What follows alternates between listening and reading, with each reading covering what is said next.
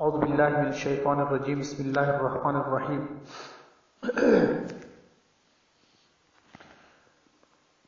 معزز سامعین، آج بہت اہم موضوع کے ساتھ آیا ہوں جس میں آج کل بہت مشکل میں لوگ پڑے ہوئے ہیں۔ علماء سو نے ہر چیز میں اپنے فرقہ واریت کا ناسور جو ہے نا اس کی غلاظت بھر دی ہے، اور لوگ ہر قسم کے مسائل میں الجھے ہوئے ہیں۔ کسی ایک مسئلے سے بھی وہ اس امت کو نکال نہیں پا رہے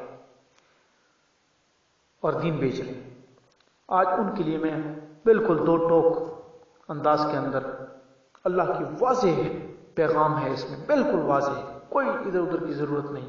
اللہ کی حدود آپ کے سامنے رکھتا ہوں، اور یہ سوال ہی نہیں پیدا ہوتا کہ محمد الرسول اللہ صلی اللہ علیہ وآلہ وسلم خاتم النبیین، سرور کونین، اللہ کی حدود سے تجاوز کریں، سوال ہی نہیں پیدا ہوتا، یا اس کے بعد کوئی صحابی تجاوز کرے۔ یہ بیکاؤ ملاؤں نے اپنی غلاظت کو جائز قرار دینے کے لیے نبی کریم صلی اللہ علیہ وآلہ وسلم سے منسوب کر دیتے ہیں اور صحابہ سے منسوب کرتے ہیں۔ جس طرح صحابہ کے اوپر جو لان تان کرتے ہیں، انہوں نے اپنی چیزیں ان کے ساتھ منسوب کی ہوئی ہیں، حضرت علی رضی اللہ تعالیٰ عنہ سے یا حضرت امام حسین سے رضی اللہ تعالیٰ عنہ سے۔ اسی طرح ہر فرقے نے یہ کام کیا ہوا ہے، کیونکہ فرقہ ہے ہی باطل، اللہ نے حرام کیا ہوا ہے اس کو، کیونکہ اس میں بندہ حد سے گزر جاتا ہے، ہر حد سے۔ تو یہاں پر بھی انتہائی غلاظت انہوں نے وہ کی ہے۔ جس طرح ان فرقہ پرستوں نے سود کے حق میں جو ہے نا بینکوں کو فتوی جاری کیے ہیں، آپ حیران ہوں گے کہ ایسے ایسے نام ہے کہ آپ حیران ہو جائیں گے کہ یار ان لوگوں نے کیوں یہ فتویٰ دے دیا سود کے لیے۔ کیوں؟ کیونکہ وہ اپنی ذاتی مفاد کے لوگ ہیں۔ اس کو انگریز کچھ کہے، اس کو یہودی کچھ کہے، اس کو وقت کا فرعون کچھ کہے، انہوں نے پیسے لینے، ٹھیک ہے، اس پہ وہ فتویٰ جاری کر دیتے ہیں، یا کوئی برات لینے، کچھ بھی لینا ہے، کچھ وجہ ہوتی ہے، ٹھیک ہے۔ تو میں آپ کے سامنے اللہ کی حدود اور اللہ کی حدود سے نبی کریم سے ایک دفعہ پھر کہتا ہوں کہ نبی کریم صلی اللہ علیہ وآلہ وسلم اور صحابہ اللہ کی حدود سے تجاوز نہیں کر سکتے۔ یہ خبیث تجاوز کرتے ہیں، انہوں نے جو ہے نا نیم برہنہ عورتوں کے سامنے بیٹھ کر ٹیلی ویژن میں جو ہے نا اس کو جائز قرار دیا اور دین کی باتیں کرتے ہیں، اللہ کی حدود کو پھلانگ کر یہ کہتے ہیں کہ ہم یہ خود خدا بننے کے چکر میں ہیں۔ انہوں نے ہر وقت اللہ کی حدود کو پامال کیا، اور نبی کریم صلی اللہ علیہ وسلم کے اوپر پھر جو ہے نا وہ اپنا جو ہے نا گند ان کے اوپر ڈالتے ہیں کہ یار یہ تاکہ ہمارے جو ہے نا یہ جائز ہو جائے چیز، اپنی ذاتی خواہشات اور ہوس کی پجاری ہیں اور اس کو جائز قرار دینے کے لیے سارا کام کرتے ہیں، اور لوگوں کے لیے مصیبتیں کھڑی کر رہے ہیں کہ لوگ اگر دو لوگ آپس میں ملنا چاہتے ہیں تو ان کو نہیں ملنے دیتے، یہ خبیث، کیونکہ ان کے پاس چلے جاؤ تو ان میں ہر گروہ میں الگ پیسے لینے والے لوگ ہیں، ان کو دیں اور وہ آپ کو سارا مسئلہ سیٹ کر کے دے دیں گے۔ تو ابھی میں آپ کو بتاؤں، چونکہ بات لمبی ہو جائے گی، یہاں بھی بات لمبی، اللہ کی چونکہ آیات بیان کرنی ہے تو اس لیے اس پہ زیادہ ٹائم دیتے ہیں۔ پہلی چیز خلا کے حوالے سے میں آپ کو بات کرتا ہوں، اللہ نے دو ٹوکل انداز میں جو ہے نا سیدھا سیدھا بتا دیا، کوئی مشکل کام نہیں۔ اس طرح آپ کو پتہ ہے نا کہ اللہ اکبر کا مطلب ہے اللہ سب سے بڑا ہے، ٹھیک ہے، اس طرح اس کے یہ بالکل کلیئر ہے، ٹھیک ہے۔ اللہ تعالیٰ نے سورہ بقرہ میں آیت نمبر 229 میں اللہ تعالیٰ نے اس چیز کو بڑا واضح کر دیا کہ طلاق دو بار ہے، ٹھیک ہے، یعنی دو بار ہے، دو بار جب آپ دے دیں پھر یا تو سیدھی طرح عورت کو روک لیا جائے یا بھلے طریقے سے اس کو رخصت کر دیا جائے، یعنی جب رخصت کر رہا ہے تو تیسری طلاق دے گا، ٹھیک ہے۔ وہ رخصت کرتے ہوئے ایسا کرنا تمہارے لیے جائز نہیں کہ جو کچھ تم انہیں دے چکے ہو ان میں سے کچھ واپس لے لو، یعنی جب آپ تیسری طلاق بھی دے رہے ہیں، وہ تین طلاقوں کا بھی طریقہ سورہ طلاق میں موجود ہے، ٹھیک ہے، کہ اس طرح دینی ہے، ٹھیک ہے، یہ اللہ کا حکم ہے، ٹھیک ہے۔ جس طرح آپ وضو کرتے ہیں نا، وضو کی چار جو ہے نا وہ فرائض ہیں، اگر وہ چار پورے ہیں نا تب وضو ہو جاتا ہے، اگر وہ چار پورے نہیں ہیں آپ جو مرضی کرتے رہیں، پورا نہاتے رہیں، وہ چار جگہ نہ دھوئیں، آپ کا وضو نہیں ہوتا، ٹھیک ہے، کیونکہ وہ اللہ کا حکم ہے، ٹھیک ہے۔ تو اس طرح چار آپ کو پتہ ہے کہ جو ہے نا وضو کی چار جو فرائض ہیں وہ ہیں جو ہے نا چہرہ، ٹھیک ہے، اور اس کے بعد کونیوں تک ہاتھ، ٹھیک ہے، اور اس کے بعد چوتھائی سر کا مسا، اور اس کے بعد جو ہے پاؤں دھونا ٹخنوں سمیت، ٹھیک ہے۔ یہ چار آپ نہ دھوئیں، پورے نہا لیں، آپ کا وضو نہیں ہوتا، ٹھیک ہے، یہ بات اللہ کا حکم ہے، ٹھیک ہے۔ اس طرح یہ بھی اللہ کا حکم ہے کہ آپ نے 2 طلاقیں دینی ہے اور کس طرح دینی ہے وہ سورہ طلاق میں آپ پڑھ لیں، بہت واضح ہے، پہلے بھی میں بیان کر چکا ہوں۔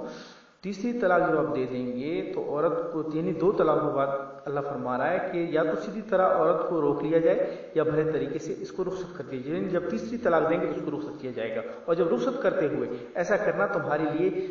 جائز نہیں کہ جو کچھ تم انہیں دے چکے ہو ان میں سے کچھ واپس لے لو، ان میں سے نہیں لینا، یعنی 3 طلاق اب دیں اب آپ نے واپس کرنا ہے، مہر وہ جو بھی چیز جو ہے نا وہ سب کچھ جو بھی اس کو دیا ہے وہ واپس نہیں لینا، وہ لے جائیں گے اپنے ساتھ، ٹھیک ہے۔ اچھا البتہ یہ صورت مستثنا ہے، اس صورت میں مستثنا ہے کہ زوجین اللہ کی حدود پر قائم نہ رہ سکیں، یعنی نہ رہ سکنے کا اگر اندیشہ ہو، ایسی صورت میں اگر تمہیں یہ خوف ہو کہ وہ دونوں اللہ کی حدود پر قائم نہ رہیں گے تو ان دونوں کے درمیان یہ معاملہ ہو جانے میں مذائقہ نہیں کہ عورت اپنے شوہر کو کچھ معاوضہ دے۔ یہ اب جب وہ دونوں یعنی 2 طلاقیں دے دیں، اب اس نے دوبارہ رجوع کر لی لیکن وہ عورت اس کے ساتھ نہیں رہنا چاہ رہی، اب 3 طلاق نہیں ہوگی۔ اب چونکہ عورت اس سے پاس نہیں رہنا چاہتی،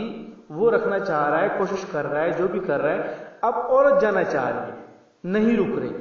کوشش کر لی لیکن ایسا ہے کہ دونوں میں آپس میں اور انبن ہو جائے کیونکہ وہ عورت راضی نہیں ہے، ٹھیک ہے۔ لہٰذا ایسے حالت میں پھر کیا ہے، جب عورت جا رہی ہے، مرد اس کو روک رہا ہے، کسی طلاق کو نہیں دے رہا، رجوع کر چکا ہے، تو پھر وہ کیا کرے گی، عورت اپنے شوہر کو کچھ معاوضہ دے کر علیحدگی حاصل کر لے گی، ٹھیک ہے۔ یہ اللہ فرما رہا ہے خود کہ اللہ کی یہ مقرر کردہ حدود ہیں، ان سے تجاوز نہ کرو، اور جو لوگ اللہ کی حدود سے تجاوز کریں گے وہی ظالم ہے۔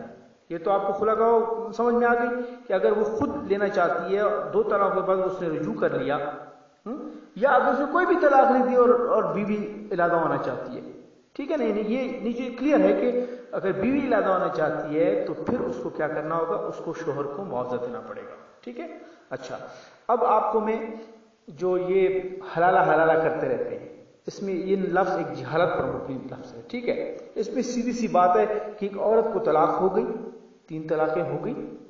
اب وہ واپس آنا چاہتی ہے اپنے پہلے شوہر کے پاس، اس کا اللہ نے طریقہ بتا دیا ہے، اللہ نے حدود بتا دی، اور اس میں کوئی ہم بستری کی وہ نہیں ہے، کوئی ازواجی تعلقات قائم کرنے کی کوئی شرط اللہ نے، کوئی حکم نہیں دیا، سیدھی بات اللہ نے کی ہے۔ یہ ایک اللہ کی مرضی ہے، اللہ کی حدود ہیں، اس کا کیا مطلب ہے، کیوں ہوا، اس کی کیوں چونکہ اتنا واضح ہے، اس میں یہ مولویوں کی کیا ہوا کیوں ہوا اس کی کوئی ضرورت نہیں ہے، ٹھیک ہے۔ اللہ نے فرمایا سورہ، یہ تو میں نے سورہ البقرہ کی 229 بتائی نا خلا کے حوالے سے، تو اب یہ میں 230 آپ کو سنا رہا ہوں کہ طلاق کے بعد کس طریقے سے جو بیوی ہے اس کو واپس پہلے اس پہ آ سکتی ہے۔ پھر اگر طلاق ہو جائے، اب میں آپ کو چاہے اگر آپ یہ وہ کرتے ہیں تو میں آپ کو یہ سنا بھی دیتا ہوں، بڑا واضح ہے کہ اللہ تعالیٰ فرماتا ہے سورہ بقرہ آیت نمبر 230 میں، فرماتا ہے فَإِن طَلَّقَهَا فَلَا تَحِلُّ لَهُ مِن بَعْدُ حَتَّى تَنكِحَ زَوْجًا غَيْرَهُ، ٹھیک ہے۔ پھر اگر طلاق دے دی، یعنی 3 ہو گئی، تو وہ عورت پھر اس کے لیے حلال نہیں ہوگی، 3 کے بعد پھر حلال نہیں ہوگی، حرام ہوگا اس کے لیے اگر وہ اس کو رکھے گا اپنے پاس، ٹھیک ہے۔ اچھا سوائے اس کے، اللہ فرماتا ہے سوائے اس کے من بعد حتی تنکح زوجا غیرہ، سوائے اس کے کہ اس کا نکاح کسی دوسرے شخص سے ہو، فَإِن طَلَّقَهَا، پھر وہ اسے طلاق دے، ٹھیک ہے۔ پھر اگر وہ اگر یہ یہاں پہ آ رہا ہے نا، یہ ایک شرطیہ ہے کہ ایک شرط ہے کہ اگر وہ دے دے، یعنی کہ اگر وہ دے دیتا ہے خود اسلوبی سے بھی دے دیتا ہے تو کوئی بھی مذائقہ نہیں ہے، مگر یہ اللہ نے رکھا ہے کہ یہ قسم کی انسلٹ تو ہے نا، ایک سزا تو ہے نا، ٹھیک ہے۔ تو یہ ایک اتنی ہی سزا ہے، ٹھیک ہے، اللہ نے دے دی، یہ اللہ کی حدود ہے کہ وہ اسے اگر پھر طلاق دے دے، تب اگر پہلا شوہر اور یہ عورت دونوں خیال کریں فَإِن طَلَّقَهَا فَلَا جُنَاحَ عَلَيْهِمَا أَن يَتَرَاجَعَا إِن ظَنَّا أَن يُقِيمَ حُدُودَ اللَّهِ وَتِلْكَ حُدُودُ اللَّهِ يُبَيِّنُهَا لِقَوْمٍ يَعْلَمُونَ. ٹھیک ہے، تو پھر کیا ہے، وہ اسے طلاق دے دے تب اگر پہلا شوہر اور یہ عورت دونوں خیال کریں کہ حدود الہی پر قائم رہیں گے تو ان کو ایک دوسرے کی جانب رجوع کرنے میں کوئی مذائقہ نہیں. اللہ نے کلیئر کر دیا، اس میں کوئی نہیں ہے کہ وہ اس کے ساتھ رات گزارے، اس کے ساتھ وہ کرے، اس کو یہ کرے، یہ سارا کچھ کوئی بھی نہیں ہے. ٹھیک ہے، اب میں اس کو آگے اللہ یہ بھی کہتا ہے کہ ایسا نہ بھی کرو تو اچھا ہے. اب میں وہ بھی آپ کو بتا دیتا ہوں، قرآن میں سیدھا لکھا ہوا ہے کہ یعنی کہ ہمبسٹنگ نہ کرو، اور تو وہ زیادہ بہتر ہے. ٹھیک ہے، وہ اللہ نے واضح کر دیا ہے، وہ میں آپ کو قرآن سے بتاتا ہوں، سیدھی سی بات ہے. ملا سے نہ پوچھ، اپنے دل سے پوچھ. دل میں اگر چور ہے تو پھر اللہ کی باتیں سمجھ میں نہیں آتی. اچھا، تو اللہ فرماتا ہے کہ مذائقہ نہیں، یہ اللہ کی مقرر کردہ حدود ہیں. وَتِلْكَ حُدُودُ اللَّهِ، اور یہ اللہ کی مقرر کردہ حدود ہیں. ٹھیک ہے، ان لوگوں کی ہدایت کے لیے يُبَيِّنُهَا لِقَوْمٍ يَعْلَمُونَ، تاکہ وہ ان کے سامنے واضح کر رہا ہے اللہ، تاکہ وہ جو جانتے ہیں اللہ کی حدود کو. ٹھیک ہے، جو جاننا ہی نہیں چاہتے اللہ کی حدود کو تو وہ تو ہر روز نئے نئے کام، اسی لیے تو کوئی شیعہ بنا ہوا ہے، کوئی سنی بنا ہوا ہے، کوئی بریلوی بنا ہے، کوئی دیوبندی بنا ہے. اسلام ایک ہے، اس کو تو انہوں نے چھوڑ دیا ہے. ٹھیک ہے نا، اس لیے تو یہ کام ہے، ورنہ یہ اس پہ آتے تو سب ایک تھے، سب یہی کرتے. تو کیا ضرورت تھی نئے نئے ڈرامے بنانے کی. کبھی حضرت عمر رضی اللہ عنہ کے ساتھ اپنے فرقے کی اس کے لیے جو ہے نا منسوخ کرتے رہتے ہیں غلط چیزیں. کبھی حضرت علی رضی اللہ عنہ کے ساتھ کوئی منسوخ کرتا رہتا ہے، کبھی کوئی حضرت امام حسین کے ساتھ رضی اللہ عنہ کے ساتھ منسوخ کرتا رہتا ہے، صرف اپنے فرقے کو یونیک کرنے کے لیے، کوئی دوسرے فرقے کے بس مخالفت میں چل رہا ہے. اچھا، اب میں آپ کو ابھی پھر بتاتا ہوں. ابھی اللہ سورہ الاحزاب میں اس بات کو وضاحت کرتا ہے، بالکل کھل کے بات کلیئر ہو جاتی ہے کہ جو ہے نا بستری کی کوئی ضرورت نہیں ہے. ٹھیک ہے، یہ آگے سے کہیں گے پھر طلاق، پھر نکاح کس بات کی ہوا، پھر یہ کس بات کا ہوا، پھر طلاق کیسے ہو گئی، پھر نکاح کس بات کا ہوا، نکاح پہ کیسے ہوا، پھر اس کی بیوی کیسے بنی. وہ اللہ فرما رہا ہے، اللہ فرما رہا ہے سورہ احزاب کی آیت نمبر 49 کے اندر. لکھ لیں آپ کے پاس، سورہ الاحزاب آیت نمبر 49 میں اللہ واضح کرتا ہے کہ اے لوگو جو ایمان لائے ہو، جب تم مومن عورتوں سے نکاح کرو تو پھر انہیں ہاتھ لگانے سے پہلے اگر طلاق دے دو تو تمہاری طرف سے ان پر کوئی عدت لازم نہیں ہے جس کے پورے ہونے کا تم مطالبہ کرو. یعنی کہ اگر کوئی اور شادی کر رہا ہے اور وہ لازماً اس سے کہے کہ یار تم نے جو ہے نا وہ کرنا ہے، تو وہ تو ٹھیک ہے، بالکل اس کو تو ہاتھ ہی نہیں لگایا گیا. ٹھیک ہے نا، تو عدت کا کوئی وہ نہیں ہے. ٹھیک ہے، اچھا مطالبہ کر سکو، لہٰذا انہیں کچھ مال دو اور بھلے طریقے سے رخصت کر لو جب آپ نے مس ہی نہیں کیا ان کو. یعنی کہ نکاح ہو گئے. اے ایمان والو، اے لوگوں جو ایمان لائے ہو، جب تم مومن عورتوں سے نکاح کرو، پڑھ لو غور سے سورہ الاحزاب آیت نمبر 49 میں. نکاح ہو گیا، اللہ کہہ رہا ہے نکاح ہو گیا، تو پھر انہیں ہاتھ لگائے یا مس کیے بغیر طلاق دے دو یا دو. ٹھیک ہے، یعنی نکاح بھی ہو گیا، اب طلاق بھی ہو گئی، تو تمہاری طرف سے ان پر کوئی عدت لازم نہیں ہے جس کے پورے ہونے کا تم مطالبہ کرو. یعنی کہ تم کو نہیں لازمن جو ہے نا عدت کی وہ اس کو پورا ہونا ہے. ٹھیک ہے، کیونکہ دونوں گواہ ہیں، شوہر بھی گواہ ہے اور بیوی بھی گواہ ہے کہ جب مجھے طلاق ہوئی ہے تو ہم دونوں ایک دوسرے قریب آئے ہی نہیں. تو پھر یہ کس طرح ہو گیا کہ حلالہ الو کے پٹھے کہتے رہتے ہیں کہ حلالہ کیا تو لازمن جو ہے نا اس نے اس کا طلاق بھی گزارنی ہے، اس نے یہ بھی کرنا ہے اور وہ بھی کرنا ہے. کوئی ایسی چیز نہیں ہے. ابھی آپ اس حکم کے اللہ کے مطابق ابھی آپ نکاح کریں اور 2 گھنٹے بعد طلاق دے دیں، 2 گھنٹے میں ویسے ہی کہہ رہا ہوں، فوراً طلاق دے دیں. آپ نکاح بھی فوراً ہو گیا اور طلاق بھی فوراً ہو جاتی ہے. اگر آپ یہ چاہتے ہیں، یہ اس حوالے سے بات کر رہا ہوں کہ جب اس نے ہاتھ ہی نہیں لگایا. اگر ہاتھ لگا لے گا پھر اس کا طلاق کا طریقہ یہ کہ 3 مہینے کا وہ کرنا ہے، ہر ماہ عدت کے ایام کو جو ہے نا وہ جو مہینے کا حساب لگا کے ایک دینی ہے، پھر دوسری دینی ہے، پھر 3 مہینوں میں 3 پوری کرنی ہے، اس کا وہ طریقہ ہے۔ لیکن اگر شوہر نے ہاتھ ہی نہیں لگایا، وہ دونوں آپس میں مس ہی نہیں کیا انہوں نے، تو یعنی کہ ایسا ہو سکتا ہے کہ ایک عورت ایک جگہ نکاح ہو اور وہ سامنے صوفے میں بیٹھی ہو اور وہ اگلے سے دوسرے چیئر پہ بیٹھا ہو اور ان کے آپس میں نکاح ہو جائے اور پھر تھوڑی دیر بعد وہ اس کو طلاق دے دے، اور وہ جب جانے لگے تو پھر کیا کرنا ہے؟ نہ تو عدت کے ایام ہے، بلکہ وہ تھوڑا کچھ اگر دینا چاہے تو دے، بھلے طریقے سے اس کو رخصت کر لے، یہ طریقہ ہے۔ اگر پھر وہ نہ دے، ایسا کوئی مسئلہ بن جائے کہ نکاح ہو گیا وہ طلاق نہیں دے رہا، ٹھیک ہے، تو وہ خلا لے لے، بات ختم۔ اگر اس نے اس کو کچھ دیا ہے مال، وہ مال وہ اسے واپس کرے، اس وقت وہ علاقی ہو جائے گی فوراً، وہ آزاد۔ بس یہ طریقہ کار ہے، اس کے علاوہ ان خبیثوں کی باتوں میں مت آؤ، یہ انہوں نے امت کو تباہ و برباد کر دیا۔ یہ امت جتنی مصیبتوں میں ہے، جتنے مسائل کے اندر ہے، انہی کی وجہ سے ہے، ٹھیک ہے نا۔ یہ سردی سے اپنے آپ کو بچا نہیں سکتے، ان کو یہ بات سمجھ میں نہیں آتی کہ ٹھنڈ میں بندے کس ٹھنڈ تک میں نے جانا ہے اور کس طریقے سے جانا ہے۔ تو یہ کہتے ہیں کہ یعنی یار یہ آگے سے تلواریں آئیں گی اور میزائل آئیں گے اور ہم اسی طرح بغیر اس کی جائے گی۔ سب انہوں نے کہانیاں بنائی ہوئی ہیں۔ نبی کریم صلی اللہ علیہ وسلم جب تلوار لے کے جا رہے ہیں تو وہ مادیت پرست تھے جو تلوار لے کے نکل رہے تھے، جب تیر لے کے نکل رہے تھے، جب خندق کھود رہے تھے، وہ مادیت پرست تھے۔ انہوں نے ایک لفظ نکالے ہوئے مختلف، بس جو غریب بیچارہ نہ سمجھ اس کے آگے ایک لفظ رکھتے تھے وہ مادیت پرست ہے، اس بیچارے کو کچھ پتہ ہی نہیں ہوتا۔ اللہ نے پورا نظام مادیت پرست بنایا ہوا ہے۔ مادیت پرستی کا یہ مطلب تھوڑی ہے کہ آپ کہیں کہ یار یہ میں نے کوئی سارا کچھ کیا ہوا ہے یا میں کر رہا ہوں یا یہ چیز کر، بنایا تو سارا کچھ اللہ نے ہے نا، اللہ نے اس میں تاثیر رکھی ہوئی ہے نا وہی،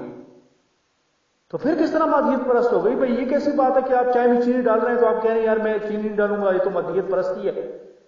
یہ کون سی بات ہے؟ یا آپ کو جو ہے نا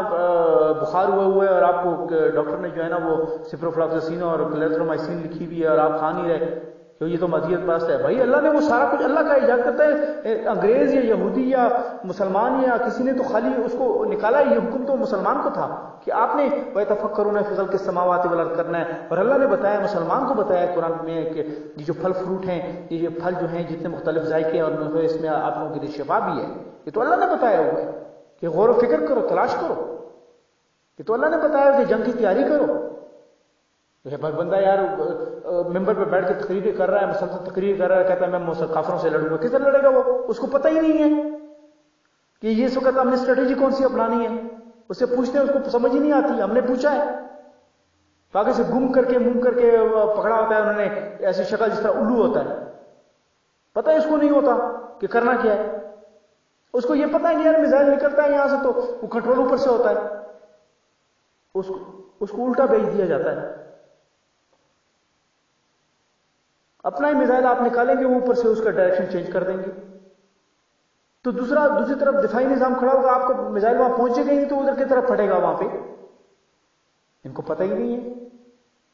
تو اس کے لیے پھر ظاہر بات ہے کہ وہ جو ہے نا وہ دوسرے ایسے وہ میزائل بنائی جاتے ہیں، اس میں ایسا سسٹم لگایا جاتا ہے کہ وہ ڈیٹیکٹ نہیں ہوتے، ٹھیک ہے نا، تب جا کے وہ وہاں پہنچتے ہیں۔